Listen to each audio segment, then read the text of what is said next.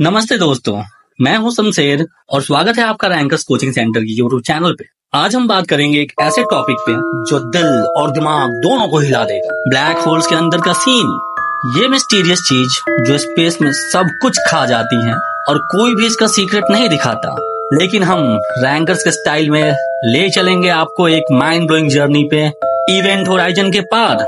Ready हो? तो चलो शुरू करते हैं। पहले समझते हैं ब्लैक होल होता क्या है। ये कोई बड़ा सा वैक्यूम क्लीनर नहीं जो चीजें खींच लेता है। ब्लैक होल एक ऐसा पॉइंट है स्पेस में जहां ग्रेविटी इतनी तेज होती है कि लाइट भी भाग नहीं सकता। इसका कोर होता है सिंगुलैरिटी, एक छोटा सा पॉइंट जहां मास इन्फिनाइट हो जाता है और स्पेस टाइम खुद में धंस जाता है। एक ब्लैक होल में हमारा पूरा सन स्क्वीज हो सकता है एक छोटे से एटम के साइज में। सोचो, एक स्टार का वेट और इतना छोटा। अब इवेंट होराइजन क्या होता है? ये एक इनविजिबल लाइन है ब्लैक होल के अराउंड। अगर कोई चीज, चाहे वो स्पेसशिप हो या लाइट, इस लाइन को क्रॉस कर जाती है तो बस गेम ओवर, वापस नहीं आती। लेकिन यहाँ से असली मिस्ट्री शुरू होता है। इवेंट होराइजन के अंदर का सीन कोई क्यों नहीं दिखाता? क्योंकि साइंस के लिए ये नो एंट्री जोन है। चलो देखते हैं क्या होता है अंदर। इमेजिन करो तुम एक एस्ट्रोनॉट हो और तुम्हारा स्पेसशिप इवेंट होराइजन के पास जा रहा है। बाहर से कोई देखे तो तुम स्लो मोशन में दिखते हो। क्यों?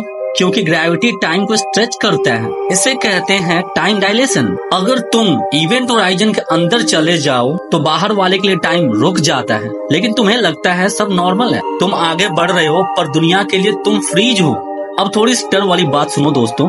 इवेंट होराइजन के अंदर जाते ही ग्रेविटी का पुल इतना तेज हो जाता है कि तुम स्ट्रेच होने लगते हो। इसे कहते हैं स्पागेटिफिकेशन। तुम्हारा सर और पैर के बीच का ग्रेविटी का डिफरेंस इतना बड़ा होता है कि तुम एक लंबी सी नूडल बन जाते हो। और ये बस शुरुआत है।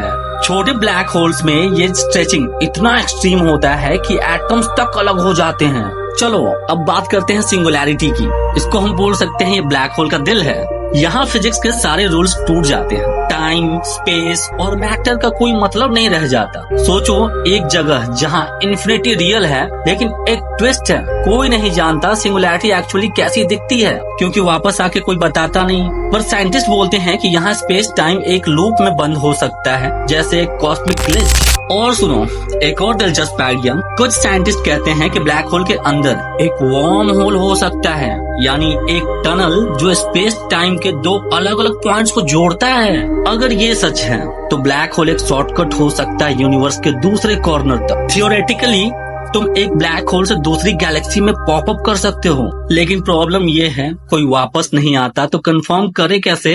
अब एक और चीज जो ब्लैक होल्स को और भी औसम बनाती है, हॉकिंग रेडिएशन। स्टीफन हॉकिंग ने बताया था कि ब्लैक होल्स हमेशा चीजें खा नहीं सकते, वो धीरे धीरे एवेपोरेट भी करते हैं। क्वांटम पार्टिकल्स इवेंट होराइजन के पास रैंडमली आते जाते हैं। कभी कभी एक पार्टिकल भाग जाता है और ब्लैक होल थोड़ी एनर्जी लूज करता है।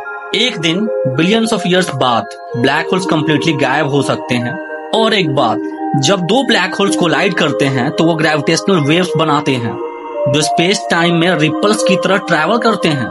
ये वेव्स हमें बताते हैं कि ब्लैक होल्स कितने बड़े और पावरफुल होते हैं। 2015 में पहली बार साइंटिस्ट ने इन वेव्स को डिटेक्ट किया और प्रूव किया कि आइंस्टीन का थियरी बिल्कुल सही था। तो दोस्तों, ब्लैक होल के अंदर का सीन एक ऐसा मिस्ट्री है जो हमें सोचने पे मजबूर करता है। इवेंट होराइजन के पार क्या है? एक सिंगुलैरिटी, एक वर्म होल या कुछ और जो हम इमेजिन भी नहीं कर सकते। साइंस अभी इसका जवाब ढूंढ रहा है और हम रैंकर्स कोचिंग सेंटर पे ऐसे ही माइंड ब्लोइंग टॉपिक्स लाते रहेंगे। तुम्हें क्या लगता है? कमेंट में बताओ। और अगर ये वीडियो पसंद आया तो लाइक, शेयर और सब्सक्राइब करो। रैंकर्स के साथ सीखते रहो, जीतते रहो।